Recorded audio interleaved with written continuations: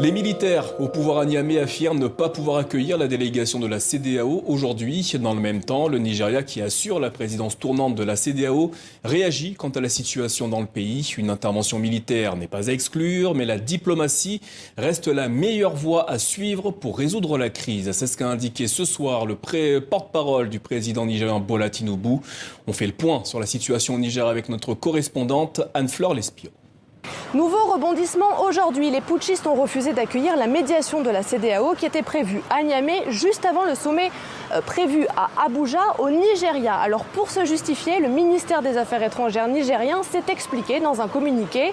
L'accueil d'une telle délégation ne serait pas possible dans un contexte, je cite, de colère et de révolte des populations qui dénoncent les sanctions économiques de la CEDEAO décidées au lendemain du coup d'État. Hier soir, la sous-secrétaire d'État aux affaires politiques des États-Unis est venue au Niger pour rencontrer les militaires au pouvoir. Elle a dit avoir eu, je cite, des discussions extrêmement franches et parfois difficiles avant de repartir sans qu'une solution ne soit trouvée à cette crise. Elle n'a rencontré ni le général Tchiani, auteur de ce coup d'État, ni le président Mohamed Bazoum, qui n'a toujours pas démissionné.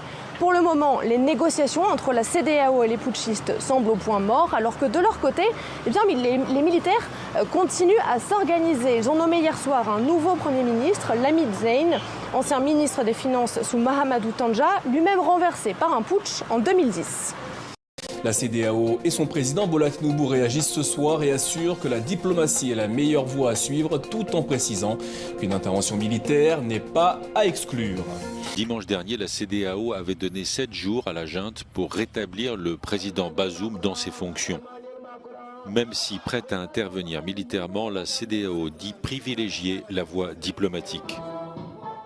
Mohamed Bazoum est retenu avec sa famille dans sa résidence présidentielle et de sources françaises, leurs conditions de détention se dégradent.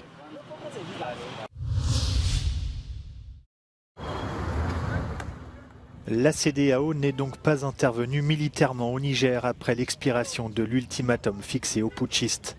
La voie du dialogue semble être privilégiée, mais les militaires qui ont pris le pouvoir dans le pays ont refusé d'accueillir une délégation de l'organisation ouest-africaine, invoquant des raisons de sécurité. Ils ont également installé au poste de Premier ministre Halima Manlalin Zein, économiste et ex-ministre des Finances.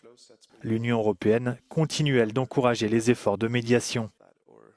One thing is certain, there will be no positive consequences if this military coup is allowed to proceed and be established as a fact on the ground. We still believe that there is a space, there is a room for mediation efforts. ECOWAS is the main actor, the main regional actor in this. Whatever ECOWAS decides will then be implemented. La CEDEAO doit tenir une réunion jeudi à Abuja au Nigeria pour évoquer la situation au Niger.